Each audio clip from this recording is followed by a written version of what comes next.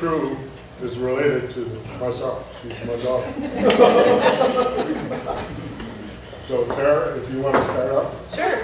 Welcome everyone. Thanks for coming. I want to introduce myself. My name is Tara. My dad said I'm originally a graduate from Memphis, so we are from this area. My parents still live here.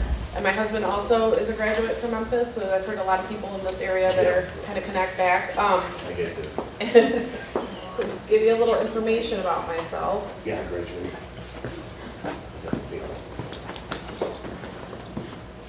Sorry, it's not technical. Sorry. I have a 17-year-old son with autism. He is actually diagnosed with Asperger's, which they consider that now ASD, but back then they said it was, I know the DSM-5, which is the technical term for it, calls it ASD now. He has severe ADHD. The diagnosis came after the school was telling us that he was having trouble sitting still and focusing and doing minor tasks like cutting, making social contact with the teacher and with the students. So we took him to a specialist in St. Clair Shores, and he was diagnosed with the Autism Spectrum disorder. So we were told at the time that he would have trouble making friends, he wouldn't play any sports, that he would have trouble understanding jokes, do any kind of social skills that he would have trouble with. So that was. I have an amazing sense of humor. And he has amazing sense of humor. And that is him. So this is Logan at age 5 and a little bit younger on the bottom. I just happened to like that picture. It shows you kind of, what we were dealing with and kind of, how bright and smart he really was. So this is a little bit about living with autism. The next challenge that we came to was learning a little bit more about it. They tell you that your son has autism, but really what is it? The internet wasn't like it was today, and there wasn't as much information. So we had to also the task of explaining to others that when he was having meltdowns or having trouble in social situations, that he wasn't misbehaving, he wasn't spoiled, he had a kind of a social disorder, and trying to explain that can be difficult, especially if they're in the middle of a meltdown. But in 2003, there's far less support than there is today. I mean, all these people out even today is awesome. But our main support was our school district at finding more information and kind of connecting with the communities, which I think some of the other parents can probably relate to that are in here that have spectrum children, that you didn't know where to start. So we struggled with acceptance and understanding from our community and our school. So that was probably one of our bigger challenges to begin with. The teaching staff and the communities were given very little information about ASD. As I understood it, I thought teachers just kind of knew, and the truth was they didn't until the SMART program was launched in September 2003. But it took time to get the teachers to attend because the training wasn't paid for. So we found that a lot of the teachers weren't willing to attend, so a lot of people didn't really have the understanding of what autism was or how to help those children, and they ended up being overwhelmed. And today, I believe everyone in our district, which we came from Marysville, has gone through the SMART training. But in some districts, I know that they were still struggling with the knowledge and understanding of that. And then a lot of the peer professionals that worked with the children were pulled because of budget cuts. And that still is happening today. We still have lack of funding and lack of support for the kids in school. In our case, some of our challenges were that in elementary school, there was much more acceptance. The peer-to-peer support was there. Some of the kids were willing to actually help out. His behaviors blended in better. When we got to middle school, the transition was a little harder for him. Most of his peers and friends were no longer really kind of willing to give him the support that they had in elementary school, and he had a little bit harder time controlling his anger. He was expelled, unfortunately, in 7th grade, but I believe that was a good learning lesson. It helped him understand kind of social rules and that going to school was a privilege. I'm sorry? Not permanently. Not permanently. Well, until the end of the year. Yeah, that's fine. So high school was a much smoother transition for him. We've done a lot better in high school than we did in middle school, and the peer-to-peer support still is limited, but I don't feel like it's something that he needs as much, which is good.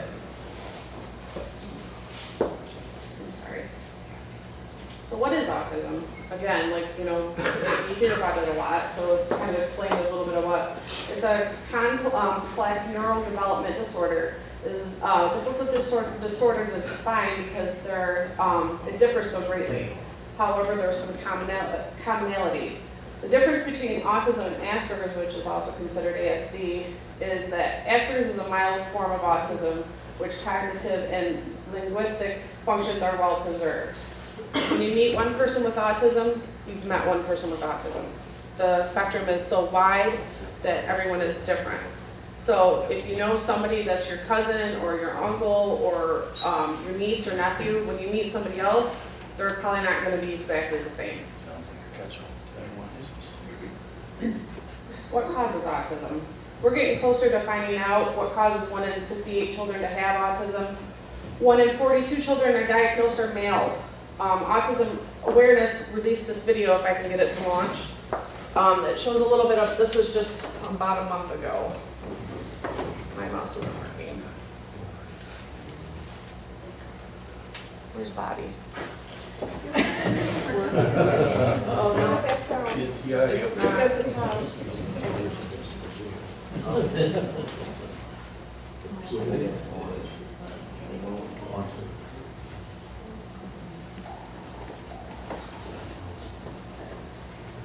Thanks for my technical support. If you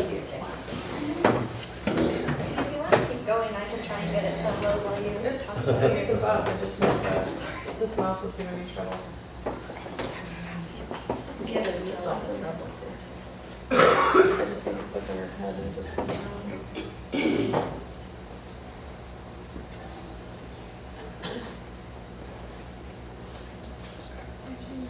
I don't know, it's not showing up. I'm sorry, guys.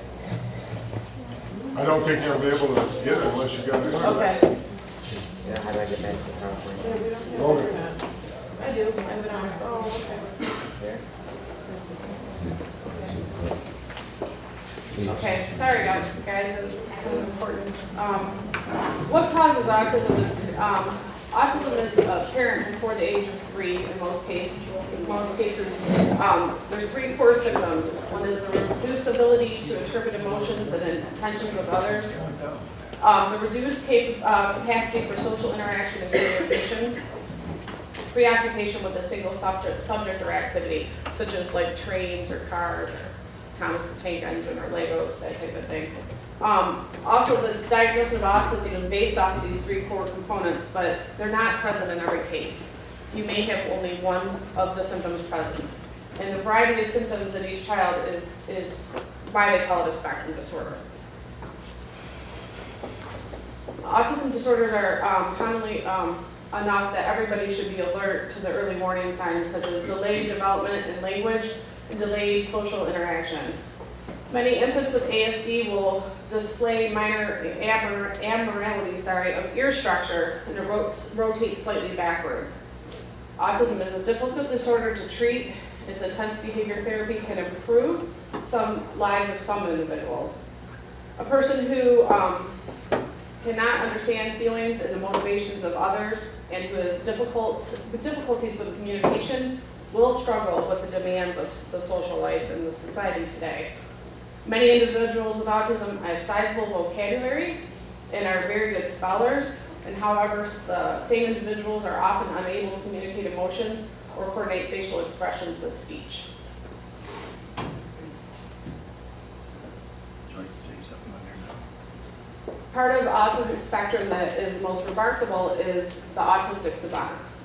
Savants are intellectually handicapped individuals, but nevertheless display amazing specific cognitive or artistic abilities. About 10% of the individuals with autism display some savant abilities. When most people think of autism, we think of the movie Rain Man. I know a lot of people that have come up to me and go, oh, your son's like Rain Man. Rain Man was a savant. That is an example of what they're capable of doing. But not all. But not all of them, you're right. Genetic factors influence the development of autism. Siblings with a person with autism have about 5% chance of being diagnosed with the disorder as well. If one identical twin is diagnosed with autism, then the other twin has a 60% chance of receiving the same diagnosis. These findings suggest that autism is triggered by several genes. Just recently, Autism Awareness also released a video stating that there's over 100 genes that link back to ASD. They're linking them back as far as to conception, and they come from both the mother and the father, which is huge research because for many years we really didn't know much about it. How do you help? How do you help anybody that has this diagnosis? Educating people and awareness is key. Supporting families with special needs can be very impactful. Trying to understand and have acceptance for the family. Families, talk with family. Ask them about their child. You might be surprised. They might want to tell you all about them. Schedule play dates with children with ASD. They're going to be in school with them one time or another, so it'd be great if they could all play together. Try not to judge or say, like, this is my favorite thing. I could never handle it if I was you. You never know until you're in that person's shoes what you actually could or could not handle. This is a special thanks. I'd like to thank the Lions for hosting us today. And I'd also like to take some time to thank my father, Bruce Bronson, for supporting me and my family and putting this whole thing together for us. So I'd like to say thank you. And then here's some pictures of life after a diagnosis. This is Logan at prom and at a robotics competition and on vacation just this summer. He's grown up a little since he was 5. And that's his buddy, Jace. And these are my references if anybody wants to find out any more information about it. It's what I use for my information. So would you guys like to ask questions? Go ahead. I don't really have a question, but while you were here setting up, I was watching Channel 7 News, and they were talking about a possible link between gestational diabetes and the development of autism, that there's a high probability. Yeah. I just watched that too. It was just today, so I didn't really have time to kind of research Yeah, it. right. But Yeah, it that's was just very interesting. I think that we're getting closer and closer to finding out what's causing it now. How to fix it, I don't know. Once the individual has it, it can't be reversed. You could just support them. But I think knowing where it's coming from could really help us kind of prevent these 1 in 66 children from developing it. So, That's not all bad. okay, go ahead. Tara, does Logan have any siblings? He does. He's got Madison. Manny, could you stand up? How old is Maddie? She's 11. The Yeah. biggest pain in my butt.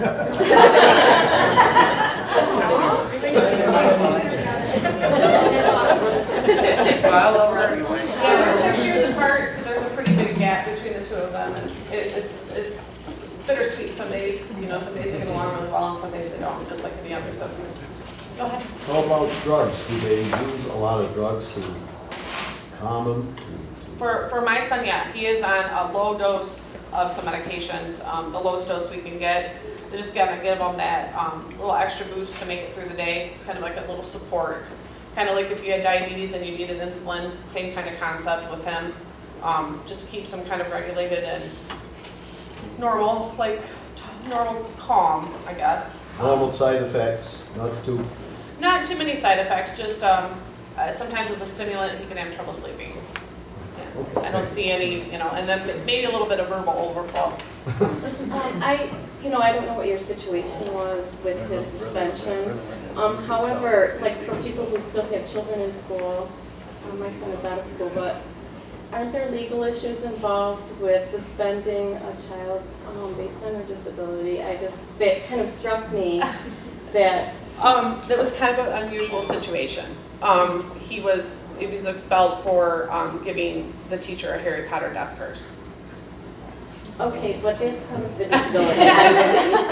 It was considered a threat. We know, but at that point, we had to kind of base: was it better off for Logan to be in the school at that point if they weren't willing to work with us, and was he safer in the situation that he was in? And the answer was yes, he was safer there. So at that point, you kind of weigh your battles. Like, is it worth the struggle? After that happened, it all came to a head and it pretty much changed after that. Everything, that was a pivotal point. It changed for the school district. and it changed for him. I think we had a better understanding that there are rules in life and that you have to follow them. Right. Quiet in the back section. Yeah, right over by the food. Why are you standing by that table over Yeah. How well equipped are our schools for this with programs compared to other districts? For our local areas, we're good. We're not, I'm part of the parent advisory committee, which some of these lovely ladies in the building are with me. We're working towards a better community involvement and a better awareness to try to support the teachers, because we have to work as a team. We don't have a lot of extra funding, unfortunately, which then it lies on the teachers to pick up the slack, which I don't know if anybody's been in the classroom lately, but it's a lot. There's a lot going on. And I think like our local area could probably catch up a little bit with Lapierre's district and stuff. They're a little more advanced, they're a little more ahead of the game when it comes to supporting. But Esmeralda is going to talk a little bit about the peer-to-peer support they have here in Memphis. I tried to launch in middle school with Logan, and I was told that there was no need for such a program in Marysville. I was shot down 3 times. So I tried really hard, but I was met with a lot of resistance. And in my particular district, I feel like we're not as open to change as we probably should be. Go ahead. Do any of the teachers in Memphis or Marysville have any autism endorsements from special education? I am not aware. I do know that our special ed director, which is now the principal of Washington, did have an autism endorsement, but I don't know about. Do you know about Memphis? Elementary maybe. Elementary, maybe. I only know one Memphis elementary teacher, and I don't think she has an endorsement for it. She does have a lot of questions for me. I remember the second over here, the second. Yeah. Yeah, they might. I don't know. Eric, you had a question? Yeah, as far as like long-term support, is there any type of planning through government, or is it just basically charities and local organizations? Yep, basically charities like such as yourself. Dateline did a huge documentary on that last night about aging out. A child like Logan will age out at 21, where he no longer has supports from the community. And then if I am lucky, because my child's very high functioning, some children need daily support, hourly support even, to get through their day. And the problem lies that it basically lies in parents after they turn 21. So how do you work full time? What do you do once you're getting to the age where you're going to pass on and you have a child with a disability? It falls on the government then, or they go into youth or like homes for handicapped adults, which isn't always the best fit. So you get other family members, like aunts, uncles, brothers, and sisters. Yep.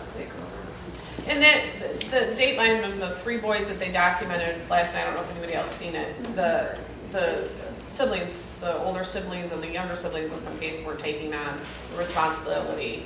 But she had mentioned the mother that was interviewed that it was a huge burden to pass on to her daughter, but her daughter was willing to take it.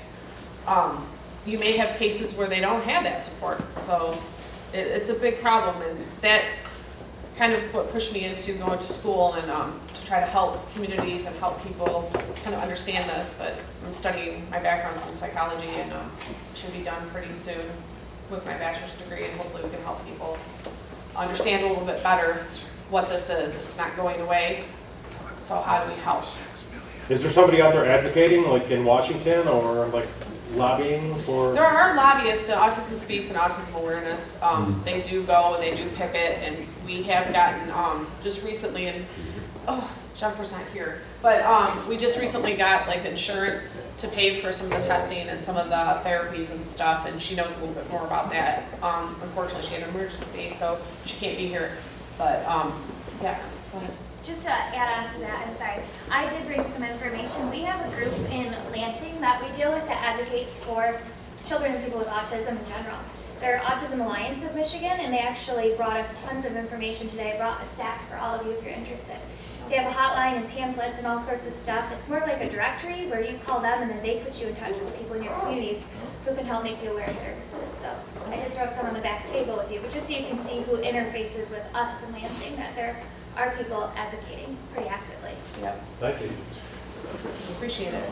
I was just gonna add to that as well, I know we're over on this side, but in Oakland County, Oakland University has its own OU Cares, and they're doing a lot of research, and they have their own summer camps there. And the education aspect of that is really phenomenal there.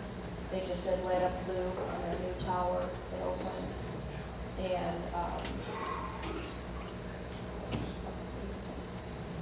I just lost my train of thought. But Oakland University is also a very good resource as far as education perspective of it. If you need to know anything about transitioning, or you had mentioned after high school, what do you do? If your kids can't attend college, what are the options? And some of these individuals were able to carry on small jobs around the community, which is huge. They're able to maybe make a small paycheck for themselves and in no way be able to support themselves by themselves, but they would have some kind of, self-esteem and some kind of something to do every day to keep their mind busy. So it's huge. Just what she's talking about, Oakland University has set up what they call small business shops for people that are handicapped. They're doing laundry service, and kids with autism that are just what Tara's talking about, and are in adulthood now, are able to go in, punch a time card, and do work 8 hours a day and get done and get paid for it. Gives them self-esteem. And Oakland University is the one that sponsors that. The next speaker that we're going to have is Connie Neese from ARC. Thank you, Tara.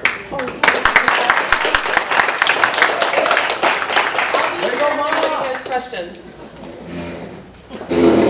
Hi, I'm Connie Neese. I am the Inclusive Recreation Coordinator at the ARC of St. Clair County. The ARC gets no government funding. We're completely funded by grants, donations, and membership fees. A few of the services that we have is advocacy. We have child advocacy services for families that, when you have a child with a disability, with autism, that doesn't make you automatically an expert on how to navigate the special education system. At the ARC, we have people that is what we do. We do know how to navigate the special ed system. And for families that need help, we help them. We give them advice. We have a group that meets on Friday mornings at United Way for people who want to learn how to be better advocates, how to navigate that system. We also have adult advocates as people get older and they age out of the system.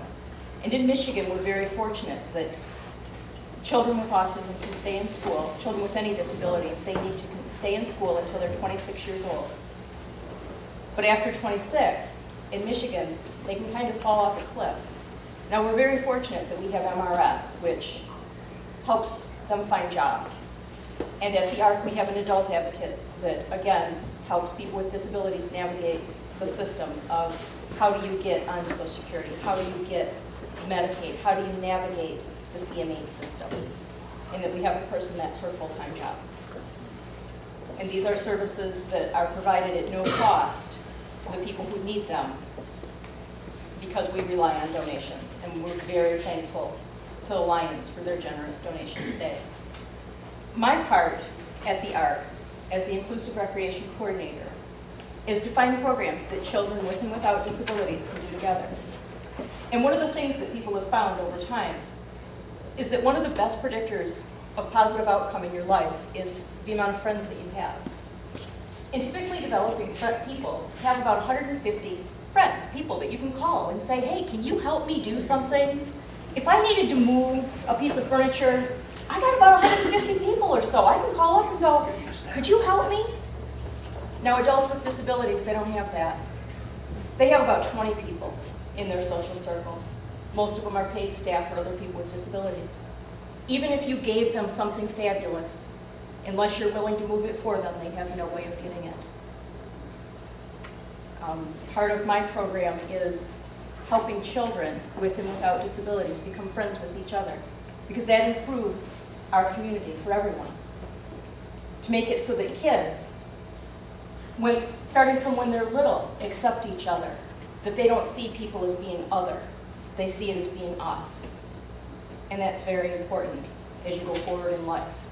I know when I grew up, I have friends that had siblings that were my age, but their siblings maybe had cerebral palsy. I never met those people because they were shipped off to another school. I never got to know them. They ended up being other.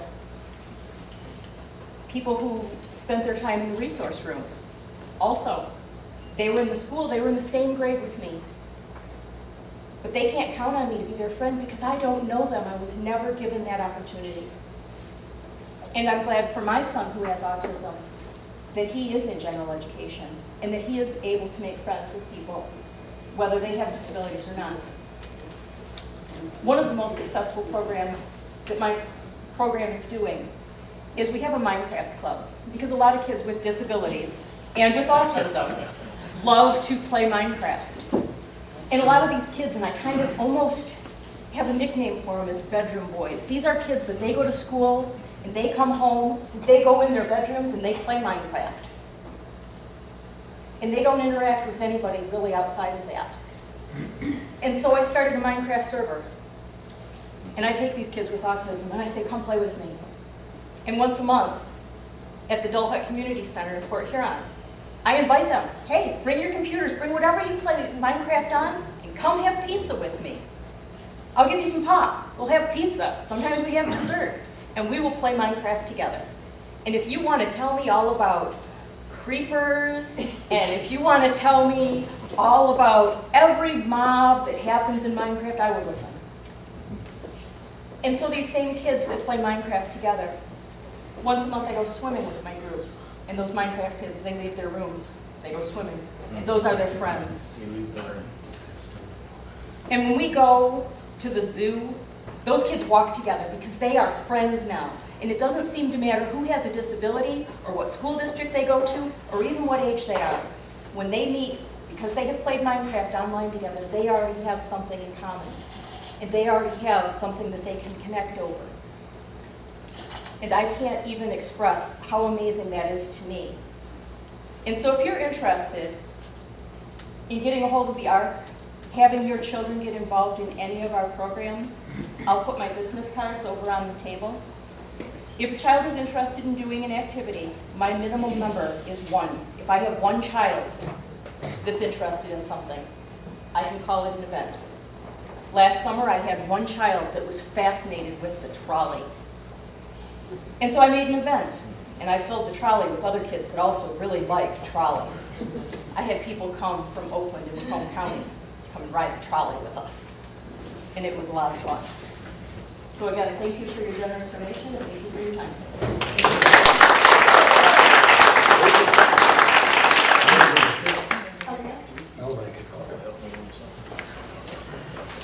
Our next speaker is going to be Teresa Camillus, and she's going to talk about our link with Barrel 8 and autism for the weekend at Barrel 8 with their family. Yeah. Before she gets started, I'd like to introduce Andrea LaFontaine, representative, state representative from Lansing. And Andrea is here not as a political, like we're going to put a disclaimer here, political supporter. She's here to answer our questions. If you have anything, how the state involves. Thank you for coming in. Well, good evening, everyone. Thank you, Bruce, for inviting me. We started out on email back and forth, and finally got a date where we can come out and tell you guys a little bit about what we do. I'm going to talk a little bit about the Barrel 8 camp at the end, but I want to tell you a little bit about how I got involved in autism briefly. Everybody, like Tara said, when you meet a young person or a child or a young adult with autism, you really only met one person because we all, it's a spectrum disorder. That's where ASD comes from, Autism Spectrum disorder. My son Scott now is 19 years old. He was diagnosed when he was 3 1/2. and no speech, very little, maybe 1 or 2 word sentences. And again, what Tara said, the internet back then, 19 years ago, 17 years ago in her case, was not what it is now. There wasn't a lot of supports out there. So my son was diagnosed. There's a little bit of a grieving process that goes through, but I'm kind of a forward-thinking person, and I try to be a type A, pretty bossy. And I immediately got involved in the local Macomb-St. Clair County chapter of the Autism Society. Went to my first meeting in April. My son was diagnosed in January, mid-January.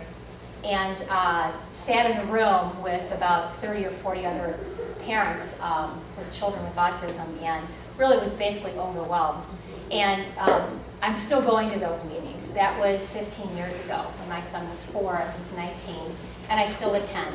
I immediately got involved on the board, and I've been on the board of directors for 15 years in different roles. I'm currently the current president of the Autism Society. So the main thing that our group does is offers monthly support meetings. And the parents come, usually a mom, sometimes a mom and dad. Many times lately, grandparents have been coming because either their son or daughter has a son, it would be their grandchild, has been diagnosed. And the parents either are, number one, overwhelmed because they're exhausted by the end of the day, or they have no one to care for the child while they come to the meetings. So we get a lot of parents that, grandparents that show up. And basically what we do, and similar to what Connie had said earlier, we're just a really good listening ear. If we come to these support meetings, it's very emotional to talk about your child on the spectrum. And we have these parents that come to the meetings, and sometimes it's the first time that they've kind of said things out loud, about, what, he's hitting himself in the bedroom, or he just kicked the wall in. Who do you say that to and have them go, really? Okay, gotta go. Well, you can say that to us. My son is not Asperger's. He has regular classical autism. And a lot of the parents that come to us have children that are nonverbal. 60 to 70% of children with autism are nonverbal. So it's kind of difficult. They use a lot of assistive technology in order to communicate. So just briefly, our group does that. Our main thing is to be a monthly support. We meet September through June. And we have it always at the same place. For the last 30 years, we've been at St. Ephraim Catholic Community down in Sterling Heights. So they know where we're at. We show up. Sometimes we have 10 people. Sometimes we have 40 people at our meetings. So that's kind of our main thing that we're parent support. But we have blossomed to other things. We have 2 major events every year that raise money. We have a walk, which is in June, which I will give you some information about, and we have a sweetheart ball in February. We basically work on about a $50,000 budget. It sounds like a lot of money, but we immediately turn around and spend it. And how we spend it is this way. We spend money on what we call a wish list. We were talking earlier about how the classrooms don't have a lot of funding. What we try to do is we put an application out, and parents, teachers put a list on there of things that they need. It could be some Velcro for a board, a picture board, or it could be something like a ball pit, or some pads, or some mats for a safe room. We spend close to $20,000 a year on that, a wish list, right to the teachers' classrooms in Macomb and St. Clair counties. So that's one of our #1 parent grant programs. We have a parent grant that helps pay for therapies. I'm not sure if Logan had been in any therapies, but my son has been in many therapies over the years, specifically speech therapy for many years, and it's quite expensive. Now just recently with the Autism Alliance of Michigan, and what they have done in Lansing is they have an autism benefit now. So some of your insurances will cover some of these benefits between the ages of 3 or infant to 18. It doesn't go beyond 18, but it'll help these parents get specific payment for therapies if your medical coverage covers it. And that's another issue. Sometimes these major organizations, companies like Detroit Edison or General Motors, they're self-insured. I don't know how many of you know what that means, but they self-insure their coverage and their medical coverage for their employees. So what happens is a lot of times these parents are paying, I was paying $95 for 45 minutes of speech therapy. But you do what you got to do. And so I think that it's a big, big burden on the parents, but thankfully, organizations like Autism Alliance of Michigan are actively working at the state level in order to increase that availability to parents to go to their medical insurance and have some of these therapies covered. But we try to help too. So we offer $250 and $500 scholarships to parents to pay for speech therapy, therapeutic riding, horseback riding, which is probably out this way. I mean, there's a lot of things that these parents, it depends on what works for your child. So we try to help them that way. We have a new thing called a post-secondary grant, and maybe some of the teachers in here can bring this to their local high school. We offer a $500 scholarship. We're offering 4 of them for our kids to go to like an Open University or to Macomb or to St. Clair County Community College. Take one class, try it.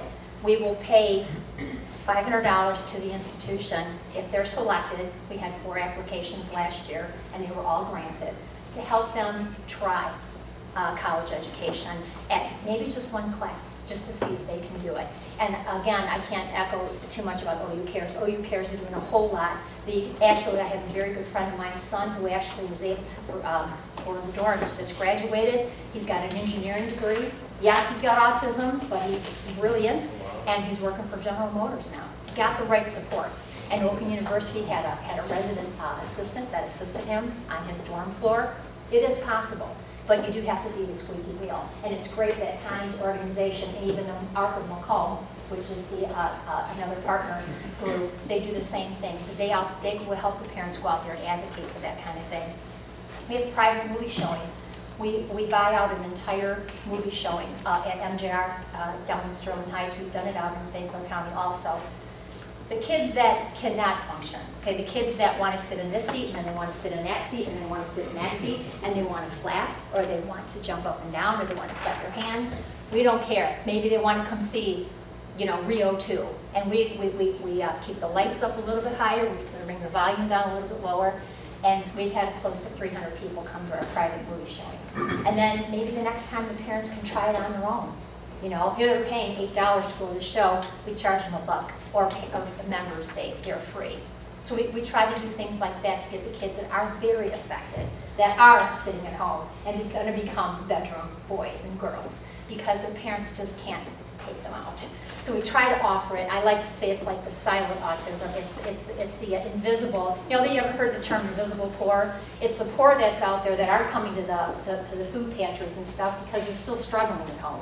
Well, there's invisible autism parents out there. You never see them. You won't see them at the grocery store. You won't see them at the show, and you won't see them in church probably because they just can't do it. They don't want to deal with the community looking at them and what their children and young adults are doing. So again, there's a lot more to tell you about our organization, but I thank Bruce for inviting us. April's Autism Awareness Month, and this is just like a poster maybe you can put up in your area where people can briefly see some of the symptoms. Tara had hit upon all the highlights of all the areas, but every children's affected differently. And like I said, with Asperger's, sometimes usually it's the social aspect that they struggle with. They have the speech, they have the IQ, they have the intelligence. It's just making the friends that's the hard part. And we also have a walk. Our walk is an actual run walk at Stony Creek, which basically isn't too far from here. And this is our second biggest fundraiser. It's our 10th one. And with the generous donation tonight from Norbert and the staff and the board of the Lions, we're going to get your logo. We're going to put your logo on the back of our shirt. I'm just going to grab short possible shirt over there. We have a walk shirt that comes out every year. And this year, this isn't one of them, but we would be happy to put your logo on the back of our t-shirt, and that way we can thank all of our sponsors. We also started this new thing last year. It's called it's Autism is Community. It was the National Autism Society that came up with this term. And basically what it says on the back of our shirt is, if you love someone, if you or someone you love has autism, you're not alone. And that's basically what our group is saying. You're not alone, and like Connie said, if one person shows up, we will have a support meeting for you. So it's the broken puzzle piece, which of course the puzzle piece is the symbol of autism. There's a lot of pieces of the spectrum that people don't understand. We don't even understand, parents with autism. So that's our logo, and I've got 2 shirts, or I've got many more, but I wanted to give these 2 to Bruce. I don't know, you probably need more for your board. I don't know how many board members you have, but I'd be happy to get you all one of our shirts, and that way, we're in April, it's our month. So we'll be happy to get you some of these shirts to wear, even if you cut the lawn in them. Now, 15 years ago, we started going to the Lions Bear Lake Camp up in Lapeer. I don't know how many of you are even, I'm sure the Lions members know about it, but the Lions Bear Lake Camp up in Lapeer is basically, it started out as a camp for the blind children in the state of Michigan. And they run camps, week-long camps, where the parents bring their kids that are blind, and they leave them there for, you know, a week, 5 days. And when we first started going there 15 years ago, my son was 4, and it's funny because none of the doors lock. Because the blind children, you know, they can't, they have to have access. There's railings everywhere. There is ramps everywhere. And there's no furniture because they'll run into it. I mean, you don't think about stuff. There is one chair next to the telephone, you know what I mean? And it's really, really great. They have 10 cabins, which each cabin sleeps 16. And we were really great to get, we had a Shelby Township Lions member introduce the camp to us. So we started going, and we haven't stopped going. We go the last weekend in August. We go Friday, Saturday, and Sunday. This year we added on Thursday. So we're going Thursday, Friday, Saturday, Sunday. But it's a family camp. So the parents come with their kids. We try to put 2 families together in one cabin. So like I have boys, my son, I have a 23-year-old, forgot to mention him, I have a husband too. My other son's up at Central Michigan, he's graduating in 3 weeks. After 5 years up at Central, he's going to be a CPA, so I'm very proud of him. But anyway, when he was, he's 4 years older than my son who's 19. So when we started going, my son Kyle was 8 and Scott was 4, and we haven't stopped going. Dennis Tompkins, who's the camp director there, is marvelous. They help us when they can. They cook and they provide our meals for us. But otherwise, they kind of leave us alone. We have bingo. We have crafts. We have a talent show on Saturday night. We have swimming with lifeguards. And we walk around just in the serene atmosphere. And it is fabulous. So if you ever can get up there, you are welcome. I'm asking you to come and visit us. If you let Bruce know, we are going to be up there the 20th, the 21st, and the 22nd of August. And I will bring the flyer for Bruce. As long as you let us know, we welcome you, and you can come up and see the Lions Club camp in action. And you can see our kids enjoying it. We charge, the chapter, our autism chapter, picks up the difference in cost because it's per person, but we charge families $175 for the whole weekend. That includes 7 meals, the lodging, and all our activities, all our crafts, our swimming, our boating. They have paddle boats. They have a lot of things. It's very structured though, because they love structure. My son loves structure. We have a schedule. We have a visual schedule on everything that's going to happen. Last year was our 14th year, and it was Find the Treasure. So this happens to be our T-shirt that we had. It was a map, and it says Family Enrichment Weekend Lions Bear Lake Camp. And this just happens to be last year's shirt. They get a T-shirt, all the families get a T-shirt. So we spend close to $6,000 on that camp.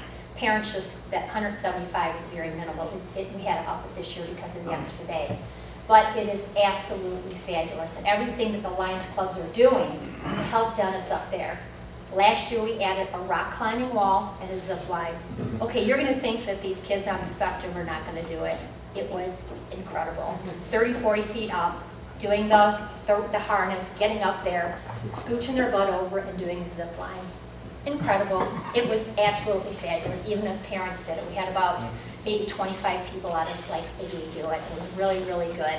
And that's brand new, and that's because of Lions Clubs like you that are paying for all these new additions up at that fabulous camp.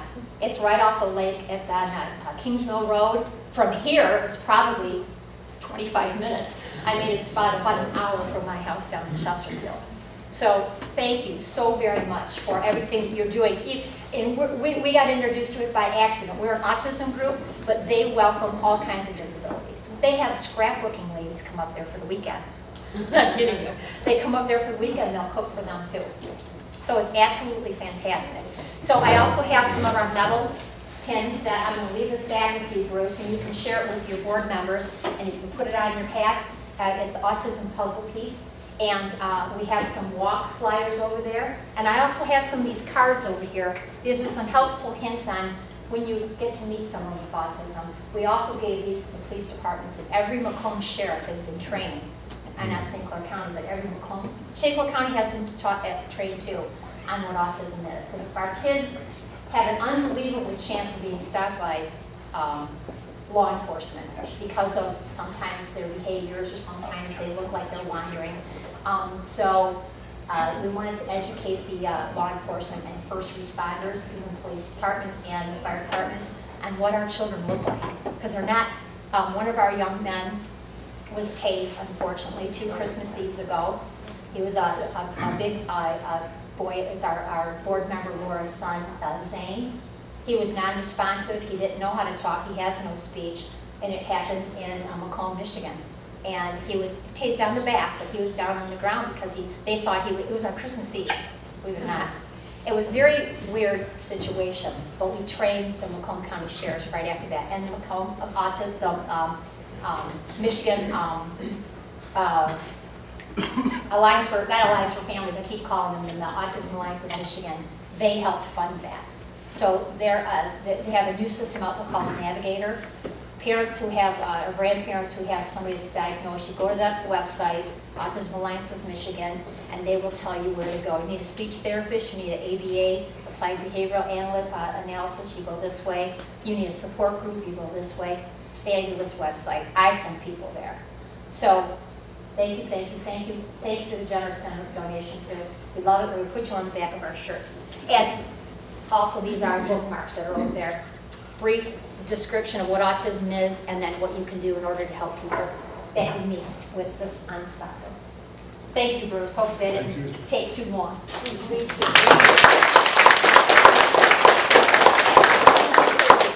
Okay. Very good. All right, before we get on to the next speaker, who is Esmeralda Peters, why don't we take a little break and have some refreshments before Logan eats them all? Hey, what can I say?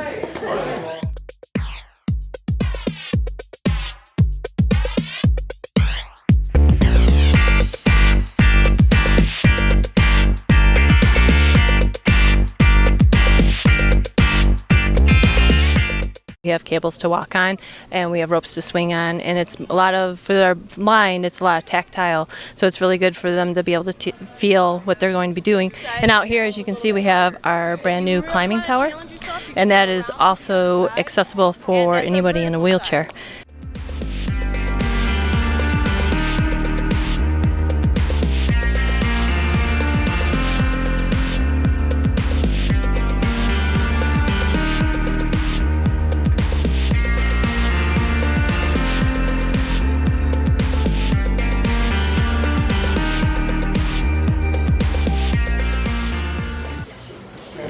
Our next speaker is Esmeralda Peters, who's going to be talking with Debbie Rocha.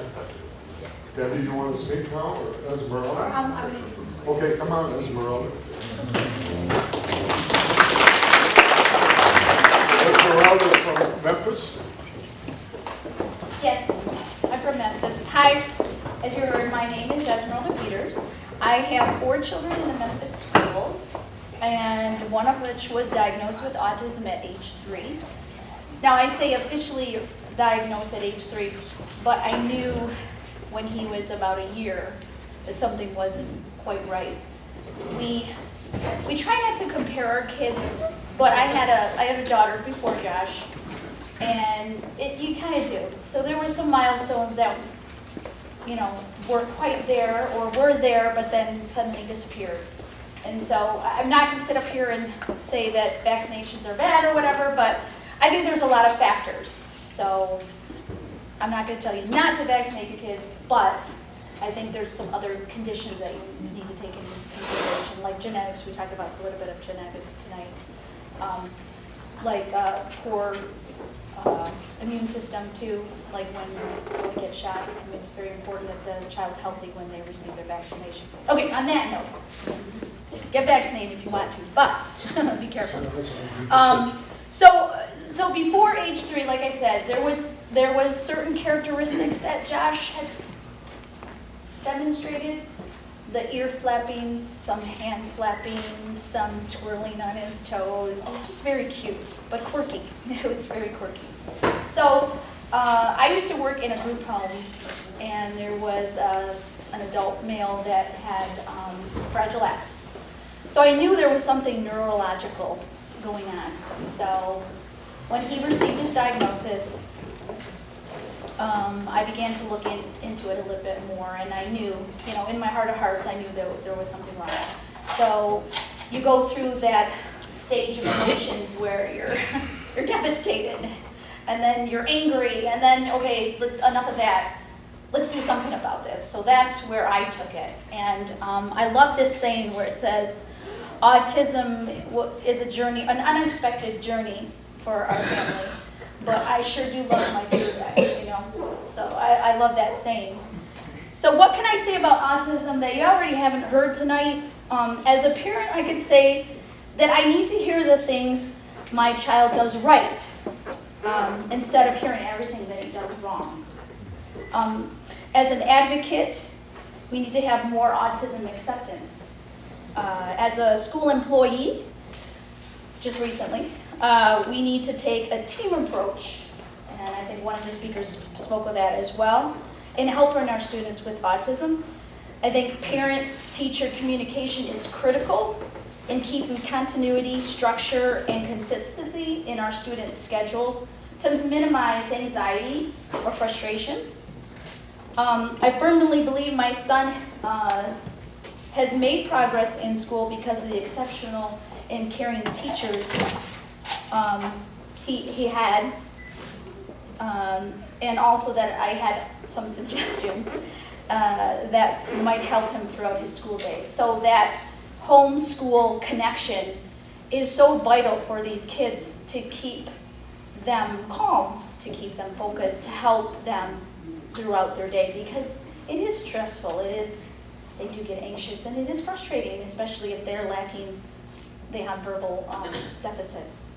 So also trust was something that I needed to have as well. It took me a couple years to kind of gain that trust with the school system, that they had my son's best interests at heart. So I knew that they were there. I had the faith that they were there for him, and they wanted the best for him as well. For me, autism, it's autism acceptance. I believe everyone is aware of autism. I'd like everyone to keep in mind that this saying, I am beautiful, not broken, different, not less, challenged, not challenging, overwhelmed, not spoiled. Autism is not a choice, however, acceptance is. This year, I'm happy to say that a new program was implemented in the school called Peer-to-Peer. It's a links program that has helped my son Joshua academically and socially. Academically, he is more focused in class, and last semester he made the honor roll for the first time ever. That was really awesome. And socially, he has blossomed with the support of his peers. He attended his first dance and has gone to everyone thereafter. He doesn't want to sit by his mom anymore at the basketball games. So that's a big deal, because he was by me, and now he prefers to sit with his friends. So with that, I'd like to introduce our Dean of Students at Memphis High School to explain more about the LINKS program, Ms. Debbie Rochak.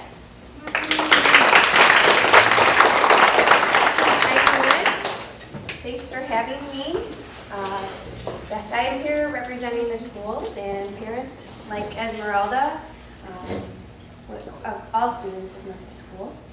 We have 6th through 12th grade now in the junior, senior high school. So currently we have 2 students diagnosed with autism, grades 6 through 12. And with our new peer-to-peer program, we're able to support not only those 2 students, but 12 other students with disabilities. And the students with disabilities are not the only ones who are benefiting from this program. I guess starting from the beginning, what we do is we will link a typical developing student with a student with autism or a student with disabilities throughout their day. So if I could use Josh as an example. Please do. Okay, so Josh has 5 or 6 students linked with him, so every hour throughout the day he'll have another student attend class with Josh. So he might have Joe go to first hour with him.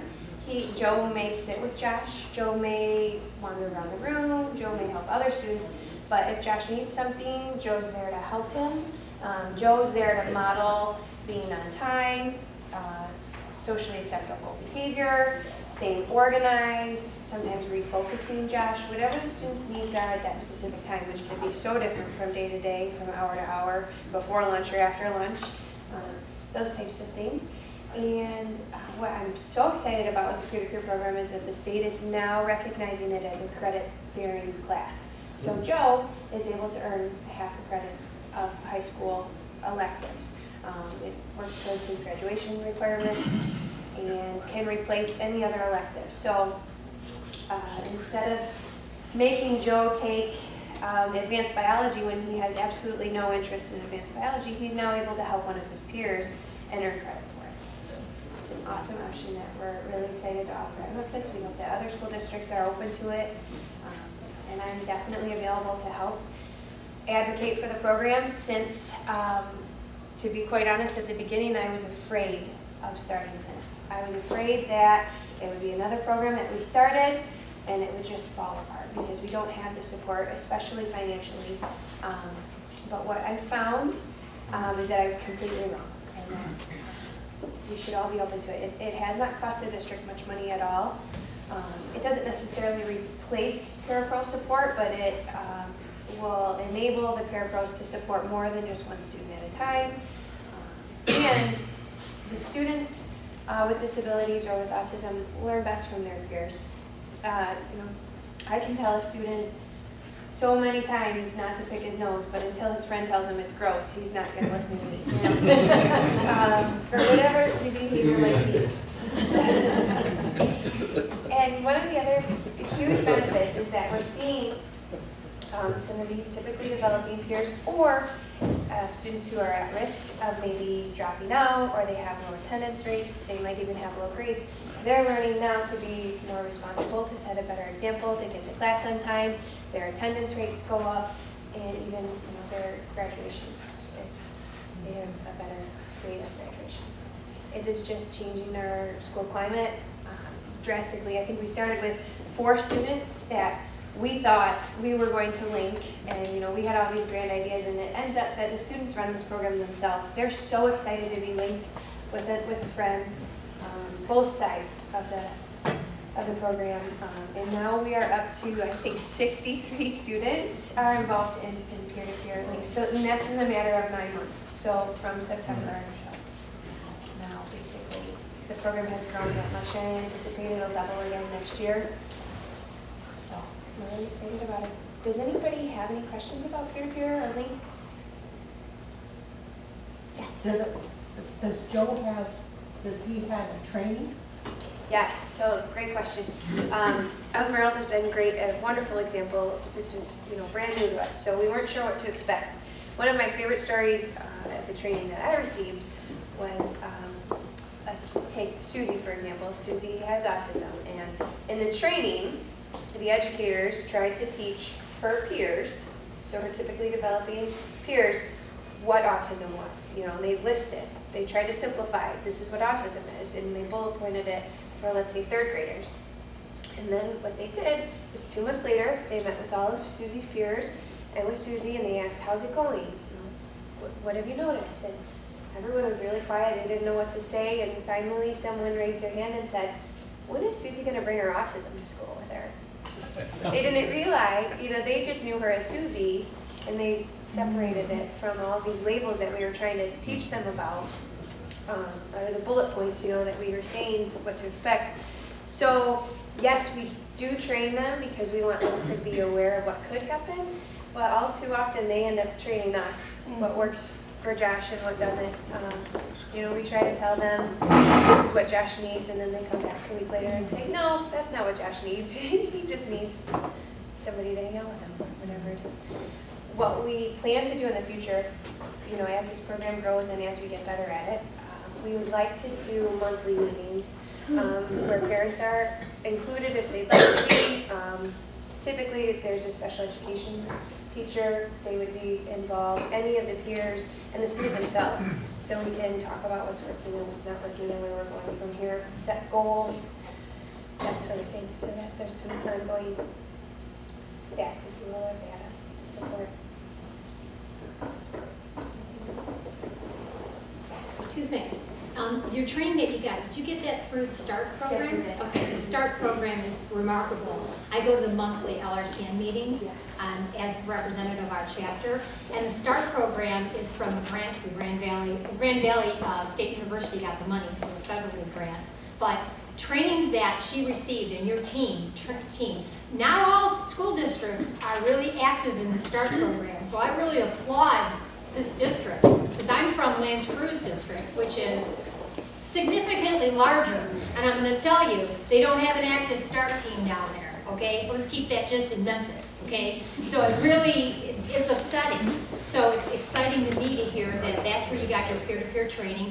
It's a proven, what do they call that, effectively, there's a term for it. Research-based. Research-based, and it's an established, recognized program that works, so it's absolutely fabulous. Number two, our autism chapter, which got funded by you tonight, what we do is we turn around and we support peer-to-peer teams. We just got them buying 60 t-shirts. All it says is link on it. That's all they wanted it to say. They don't want any garb on it. They were like these Pacific blue shirts with this bold gold color that said links on it. And the links team, this is down in Centerline School District. Their two teachers put in a wish list grant that I just talked about to have some shirts made. Well, they were just going to go to like Michael's and do like puffy paint on it. I said, wait a second, we can get you some decent looking shirts, a lot cheaper that's going to last. We got them 60 shirts, more than the kids needed, and now they'll wear them to school. And they're like, what's that? What's that? And it gets them talking. They love t-shirts. And we've also funded pizza parties. End of the year pizza parties. The teacher will put in a request for an end of the year Links pizza party. We've had them go to Metro Beach down there. It's called Lake St. Clair Park now, but whatever's around here. And we will fund like maybe the bus for them to go. So indirectly, funding organizations like us turn around and fund the districts, because it's difficult to give the districts money because it'll go into some general fund. And who knows if it ever will make it to the peer-to-peer group. But we will make sure that programs that these gals are running will actually get some funding for the things you find useful. Yes, You know. and that has been beneficial. We were fortunate enough to receive some money through the RESA, through START. Through RESA, yep. For just starting the program. And what that has helped us be able to do is, well, I need to back up. Yeah. But we ask that the students do one big project a semester. And a big project, we ask them to be as creative as possible, but it needs to happen outside of school. So like we talked about, the goal here is to form a social relationship, a friendship. It's not necessarily to help every kid get on the honor roll. You know, it's to have friendships. And we can't force that. It happens very naturally. And so one big event may be accompanying Josh to the junior high dance. And we had some of his peers do that with him. And I think that really helped him overcome his fear. And he has just taken over the dance floor. I mean, I wish he would have been there all. But, so sometimes the big event could be walking the student up to Subway after school. Maybe that's something that they've never done. So we can give them Subway gift cards. Or even if they want to go to CJ Barrymore's and play laser tag or some of those bigger adventures, we can help with. I mean, we don't want that cost to any other students. So thank you. Yeah, and that's the best way to do it. That way we know the money gets to the organization and the group that's doing the talking. You know what I mean? And we did have a pizza party first semester to celebrate, and it's great to get the peers together. So again, using Josh as an example, when we finally sat down with all 6 of his peers, we learned that everyone was having a different experience, and then Esmeralda, as a parent, can learn a lot about Josh's behaviors throughout the day and how they differ with with male and female students, and it's just really. You mentioned this is middle school, high school. I've had experience, not with actually the Links program, but a mentor program. Even for those of you that have younger ones in the elementary school, some of the districts do that as well, where they will partner somebody up for part of the day, sit with them at lunch or what have you. And I know that in our data at their elementary school, they meet, I think it's every other week, the kids themselves with the special education teachers, parents, or what have you, and they do exactly that. So it's not just middle school to high school. There's that support even down at the elementary school level when they're struggling, you know, first grade, second grade. They're already starting to implement that, so it becomes a little easier as they get older and have the transition. So thank you for bringing that up, because starting second semester, we were able to expand the program to K-12. What we haven't been able to do yet, that I would like to, is have it a little bit more same-age peers. So at this point, it's a lot of older students helping younger students, and we know, and the research shows, that same-age peers would be ideal. But as the program goes, that's what we're aiming for. So I'm at the school if you have any questions. I'll be there.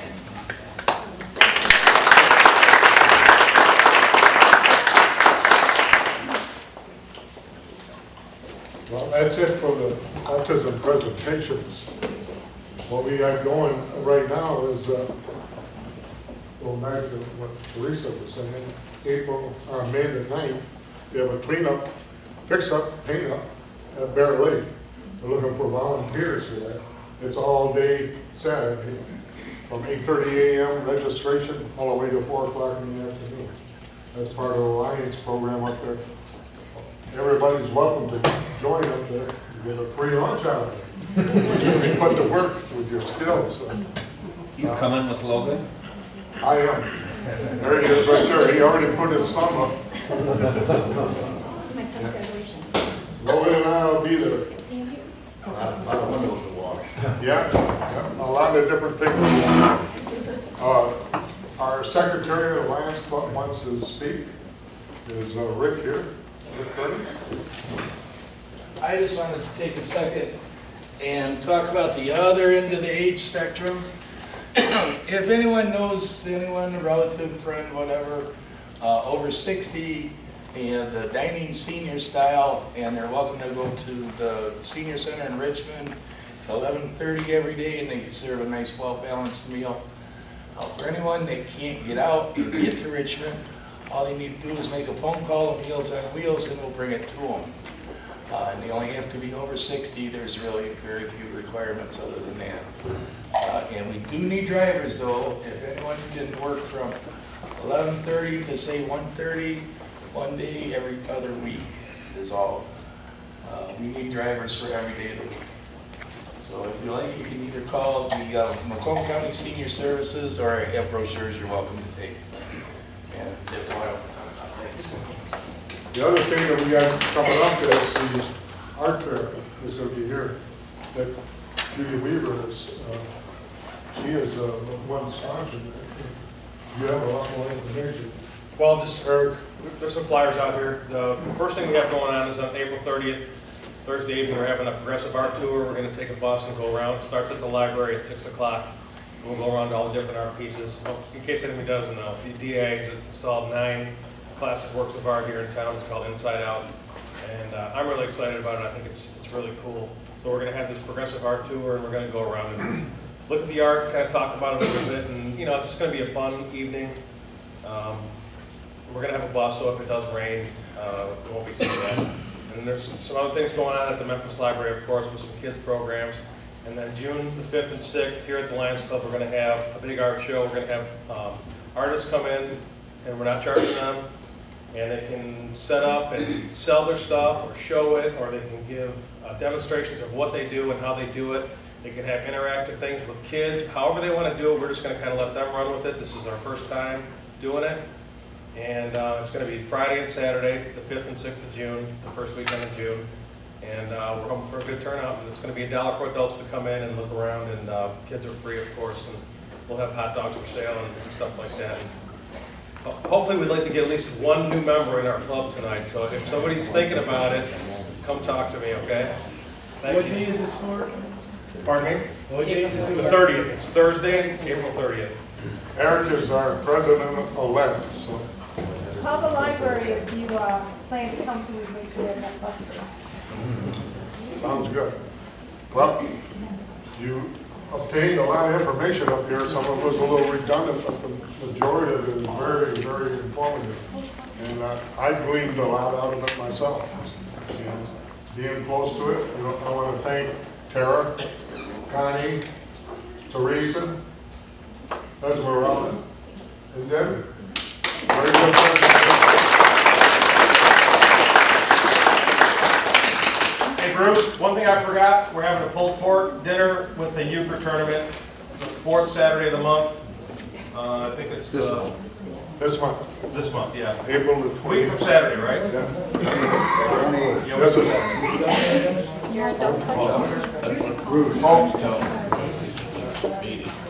we have distinguished guests here.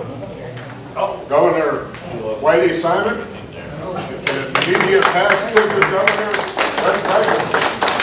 Welcome. Thanks for coming, guys.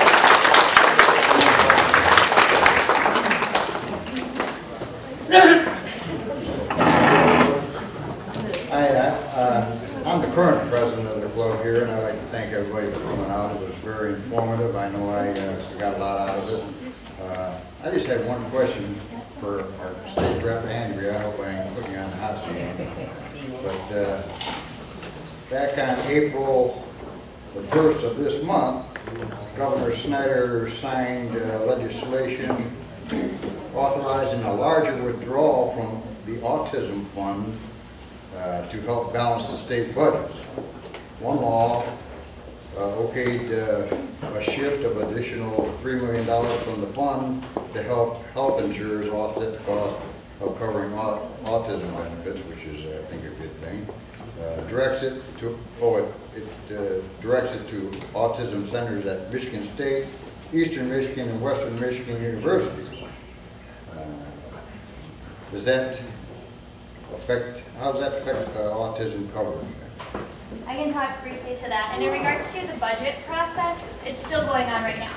So the portion that the governor did sign was done through executive order. So you have two ways of doing a budget. We vote on it legislatively, and then the governor can also act through executive order, which he did in this case. This year we had a budget deficit, so there were areas that we had to move around. As much as I know about the autism coverage, you guys have a really great advocate that's in the executive office, and that's our Lieutenant Governor, Brian Kelly. He has, I believe it's his daughter that is autistic, and this is something he has been working on and advocating for whatsoever. So I'll have to follow up and see what specific changes, but I know when it comes to it, I mean, he's not only the governor's right hand, he's also in his ear all day, every day. So I guess rest assured in regards to that program, because in my tenure at the legislature, even though it's over, I'm in my 5th year right now, so far this April, in our increased knowledge in autism it's been dramatically skyrocketed since I have started until now. And I like to think a lot of that has to do with not only all of your communities and your outreach, but also the Lieutenant Governor himself. And I'm just going to encourage you, all of you, to really, if I'm not your state rep, reach out to your state rep on any of these issues whatsoever. We are responsive, and I like to think that we're your go-to. We're your mediary in between working with departments or other government entities, and we're there to help. I love coming to these meetings. I got out of a budget meeting tonight in Lansing because I got to come back to district to hang out with all of you. So it's been wonderful. But really, I do ask that reach out to us, use us as a tool, and I can follow up, but I don't think what the governor did would be negatively impacting the autism coverage. I can speak a little bit to that because I know Dr. Colleen Allen, who's the Executive Director of Autism Alliance in Michigan. A couple weeks ago we had breakfast, and the point was this: all this funding went for autism, for your medical insurance to cover these benefits. The problem was there was only specific locations where parents could get diagnosis. It had to be a diagnosis at certain locations.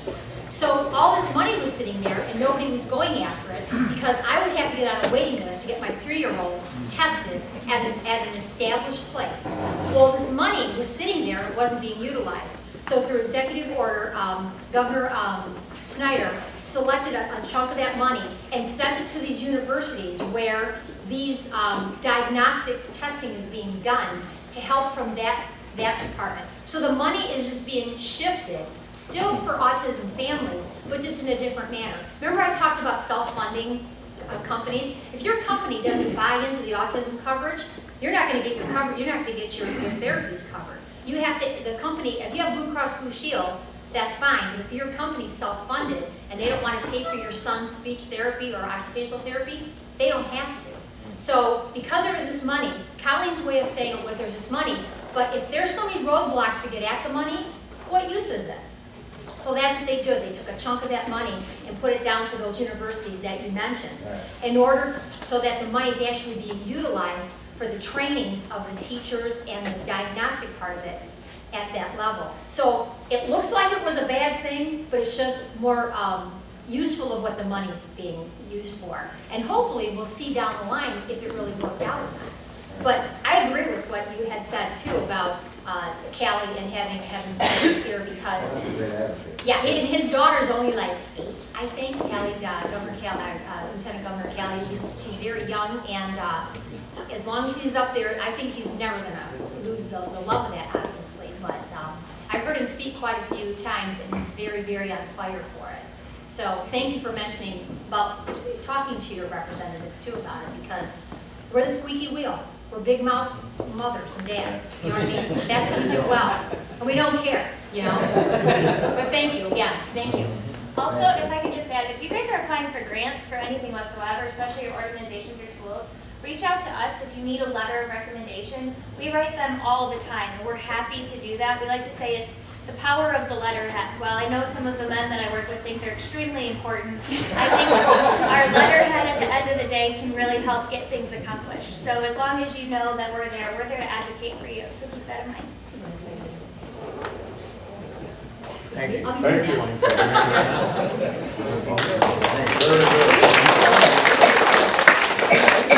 Governor, would you like to speak?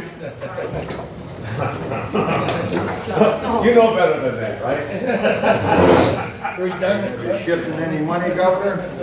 But normally, I have sort of a canned speech, but tonight's discussion basically pointed out what we as Lions stand for. We serve. And the first order of our service is the family. The second one is the community. And that certainly was demonstrated here today, tonight. I certainly have to echo Lion Eric's request. Most of you are not Lions. We recruit. A couple of meetings, visit us, and you can help serve in cases like this in your community and the rest of the world.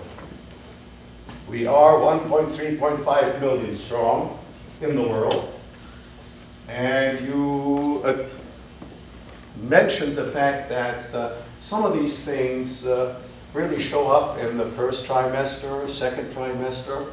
I was at a convention a couple of weeks ago where a governor introduced her husband, who at that point came around with a guide dog, had been blind for the last 6 years of his life, and it started way back when, in the first trimester, his mother was exposed to a lady with measles. The person who had the measles didn't know, because in the first 21 days, you don't have a clue. In any case, it was a similar situation. By the time the son was born, the mother was informed that he could never do anything. He would never be able to function in the world, and with his mother's help, guidance, he did make it. Unfortunately, the exposure had turned many systems in his body to his disadvantage, where finally, 6 years ago, his second cornea went bad. They couldn't replace it, He couldn't see anymore. He now has a guide on and is also graduating with a degree in psychology, psychiatry, whatever it is, and he'll go on to help, again, people who have a need to be serviced. So since too many of you are probably not interested in lions, I would at least like to do one thing that I came here for, and that is, number one, if you are a lion and you do a lot of work, sometimes you get recognition from Lions International. Is Lion, Lion, Bruce Bronson here. Certificate of Achievement. Lions Club International acknowledges that Bruce Bronson has successfully completed certified guiding lion training on January 10th, 2015. The holder of this certificate is hereby accredited to serve as a certified guiding lion.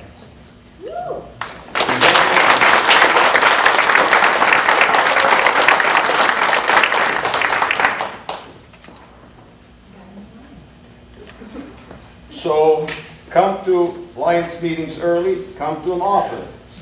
You can serve. Is Frank Davis here? That's what I thought. Congratulations on completing 15 years as a Lion. To commemorate and recognize your years of service as a Lion, I would like to present you with the enclosed Milestone Chevron Award. Lions Clubs International recognizes the anniversary of our members because they are a reminder of the milestones in our lives, and you've heard a lot of milestones here tonight. They give us the opportunity to celebrate, commemorate, and reflect. Anniversaries are the perfect opportunity to celebrate your accomplishments and take pride in your contributions to your community. On behalf of the 1.35 million Lions, I thank you for your dedicated service, and it's signed by Joe Preston, International President. And here's my personal gift. Oh, wow.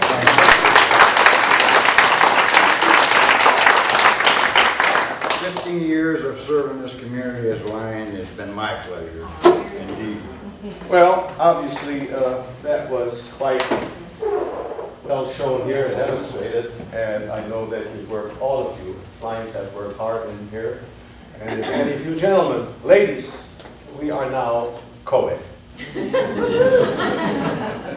If you'd like to become a Lion, come and see Eric. He'd love to have you fill out an application. Actually, Jason is our membership chair. Well, I haven't seen your PU 101 yet. So, thanks a lot for at least showing some revelations to me with regard to autism, Asperger's. It's always interesting, and when people, as far as I'm concerned, talk about challenges and or people who are perhaps looked upon as someone as being disabled, especially in the blind community, I would like to say that blind people are not disabled. They just happen to be blind and probably can hear better, see better, function better than I can, and certainly at my age at this time. So thank you very much, and hopefully everything works out fine in the programs that you advocate, and obviously those dang politicians that always mess with us. Thank you very much.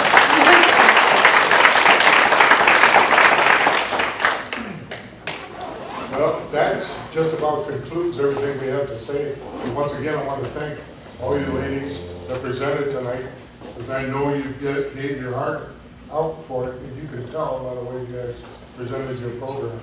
It was all from the heart, not from the brain.